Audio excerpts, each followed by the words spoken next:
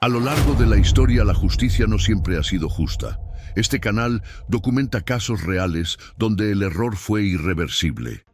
El 9 de octubre de 1999, Rocío Waninkoff, una joven de 19 años, desapareció en Mijas, Málaga, cuando regresaba a su casa tras visitar a su novio.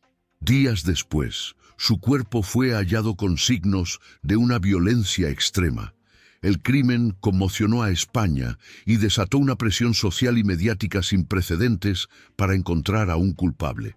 2 años más tarde, en 2001, Dolores Vázquez fue condenada a 15 años de prisión por el asesinato, a pesar de que no existía ninguna prueba física que la situara en el lugar del crimen. No hubo ADN, ni huellas, ni testigos directos. La condena se basó en indicios, prejuicios y una narrativa construida bajo una intensa presión mediática. Dolores pasó 519 días en prisión como autora de un crimen que siempre negó haber cometido. Mientras tanto, el verdadero asesino permanecía en libertad. En 2003, un nuevo asesinato cometido con un patrón similar cambiaría el curso de la historia. Una prueba científica incuestionable reveló que la justicia se había equivocado y que una mujer inocente había sido encarcelada, mientras el verdadero culpable había vuelto a matar. Este es el caso Waninkoff-Caravantes, uno de los mayores errores judiciales de la historia de España. Para entender cómo se llegó a esta condena, hay que volver al inicio. Nuestra historia comienza en la Costa del Sol, un lugar que asociamos con playas y vacaciones, pero que estaba a punto de convertirse en el epicentro de una pesadilla. Es el 9 de octubre de 1999, en Mijas, Málaga. La vida de una familia está a punto de romperse para siempre. Rocío Waninkoff, una chica de 19 años llena de vida, sale de casa de su novio sobre las 9:30 de la noche. El camino a su casa es corto, apenas 500 metros que ha recorrido cientos de veces. Su plan era ducharse rápido y volver a salir con sus amigos a la feria de Fuengirola. Pero Rocío nunca llegó a casa. La alarma saltó casi al instante. Su familia, angustiada, denunció su desaparición. Las primeras horas se convirtieron en días de búsqueda desesperada. Toda la comunidad se volcó, peinando cada rincón de la zona, aferrándose a la esperanza de encontrarla sana y salva. Pero esa esperanza se hizo añicos de la forma más brutal. Días después, su cuerpo fue encontrado en un descampado. La autopsia reveló una violencia salvaje. Había sido apuñalada 9 veces. El shock sacudió a toda España. Los medios de comunicación descendieron sobre Mijas, convirtiendo una tragedia familiar en un circo nacional. La pregunta estaba en boca de todos. ¿Quién pudo haber hecho algo tan atroz? La Guardia Civil se enfrentaba a una presión brutal.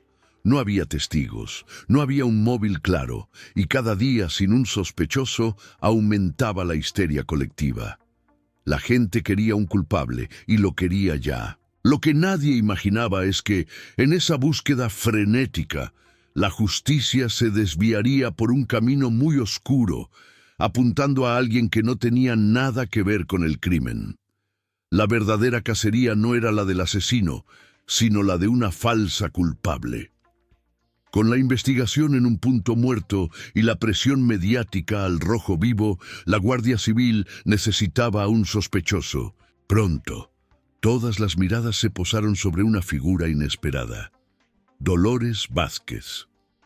Loli, para los amigos, era una mujer de unos 50 años, gerente de hotel, con una vida normal y discreta. Su única conexión con el caso era profundamente personal. Años atrás, había tenido una relación sentimental con la madre de Rocío, Alicia Hornos. Aunque el romance había terminado hacía tiempo y seguían siendo amigas, este detalle fue la chispa que encendió la hoguera. En un ambiente cargado de prejuicios, esa antigua relación se convirtió para los investigadores y la prensa en el móvil perfecto. Empezaron a pintarla no como una amiga de la familia, sino como una expareja resentida, celosa y posesiva. La narrativa era ideal para el morbo, la mujer fría y calculadora que supuestamente nunca superó la ruptura. Los medios se abalanzaron sobre esta historia, despojando a Dolores de su humanidad y convirtiéndola en una villana. Se hablaba de su carácter fuerte y de su supuesta frialdad. Cada rasgo de su personalidad se retorcía para que encajara en el perfil de una asesina. La investigación, que debía basarse en pruebas, se convirtió en una colección de rumores y conjeturas. Se analizaron sus movimientos y se interrogó a sus conocidos, pero no había nada sólido que la vinculara al crimen. Entonces apareció un supuesto testimonio clave. Un familiar lejano afirmó que Dolores había actuado de forma extraña, insinuando su posible implicación. A pesar de que las declaraciones eran débiles y contradictorias, fueron suficientes. El juicio mediático ya estaba en marcha. Antes de que un juez dijera una palabra, la opinión pública la había condenado. La etiquetaron como una lesbiana despechada, una figura fácil de demonizar. Este prejuicio latente fue gasolina pura para el linchamiento público. Dolores Vázquez fue arrestada y las cámaras captaron su rostro serio y confundido mientras la policía se la llevaba. Esa imagen se grabó a fuego en la mente de millones de españoles. Era la cara del mal, pero la realidad era otra.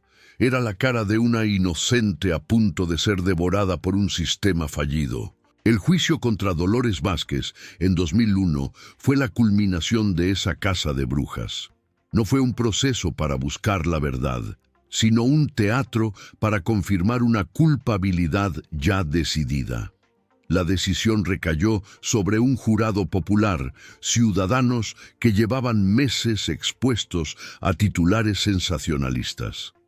La presunción de inocencia se había perdido mucho antes de empezar el juicio. La fiscalía no tenía ninguna prueba física, ni ADN, ni huellas, ni testigos. Toda la acusación se construyó sobre indicios, suposiciones y la explotación de su vida personal. El argumento principal era una supuesta venganza pasional. Testimonios sobre su carácter se retorcieron hasta parecer pruebas criminales. La defensa intentó desmontar esa caricatura, explicando que no existía rencor y que la teoría era especulativa. Pero la lógica no pudo competir con meses de linchamiento mediático. El jurado ya tenía su veredicto. Por 7 votos contra 2, Dolores Vázquez fue declarada culpable y condenada a 15 años de prisión. Fue enviada a la cárcel mientras el verdadero asesino seguía libre. Mientras Dolores sufría en prisión, España respiraba tranquila. Se había hecho justicia, o eso se creía, pero era una paz falsa. En las mismas calles de la Costa del Sol, el verdadero asesino seguía al acecho. Casi 4 años después, en agosto de 2003, otra joven desapareció en Coín. Se llamaba Sonia Caravantes. Tenía 17 años y volvía de la feria de su pueblo. La historia se repetía. Días después, el cuerpo de Sonia fue encontrado. Había luchado por su vida. El modus operandi tenía similitudes escalofriantes con el caso Vaninkoff. La Costa del Sol ya no enfrentaba una tragedia aislada, sino el terror de un posible asesino en serie. Esta nueva tragedia contenía la clave para liberar a Dolores Vázquez. La investigación se realizó con una rigurosidad que antes había faltado. Los investigadores encontraron una colilla de cigarrillo cerca del lugar del ataque. En el cuerpo de Sonia hallaron restos biológicos de su agresor. La ciencia forense, ignorada en el primer juicio, tomaba ahora el protagonismo. El ADN estaba a punto de desentrañar 2 crímenes, liberar a una inocente y sacar a la luz una verdad oculta durante años. El perfil genético del asesino de Sonia fue introducido en la base de datos. También se comparó con una muestra olvidada durante 4 años. Restos de piel encontrados bajo las uñas de Rocío Vaninkoff. El resultado fue irrefutable. El ADN coincidía. La misma persona había asesinado a ambas jóvenes. Este hallazgo sacudió el sistema judicial español. El asesino no era una mujer, sino un hombre, un agresor violento. Dolores Vázquez era inocente. Aunque su condena ya había sido anulada, seguía bajo sospecha. La prueba de ADN no solo la exoneraba, sino que dejaba en evidencia a todo el sistema. Dolores recibió la noticia que llevaba años esperando. La ciencia confirmaba su inocencia. Con el ADN del asesino solo faltaba ponerle nombre.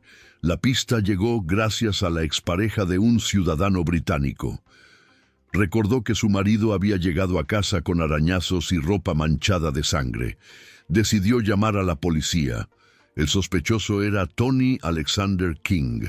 En Reino Unido era conocido como el estrangulador de Holloway. Había huido a España para evitar la justicia.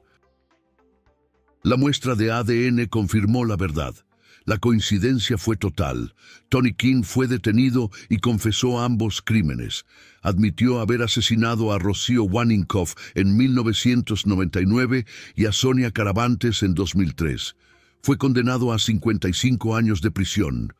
La condena cerró el capítulo criminal, pero no el daño causado por el error judicial. Dolores Vázquez pasó 519 días en prisión por un crimen que no cometió. Fue juzgada por los medios y convertida en culpable sin pruebas. Aunque su inocencia fue reconocida, nunca recuperó su vida anterior. Perdió su trabajo, su hogar y su anonimato. Hasta hoy, el Estado no ha emitido una disculpa oficial completa. Este caso marcó un antes y un después en la justicia española. El caso Waninkoff-Caravantes es una advertencia. Cuando el sistema se equivoca, el error no siempre se puede deshacer. Si este caso te ha hecho reflexionar, te invitamos a seguir el canal. Aquí analizamos casos reales, documentados, que revelan cómo la justicia puede fallar y las consecuencias que eso deja para siempre.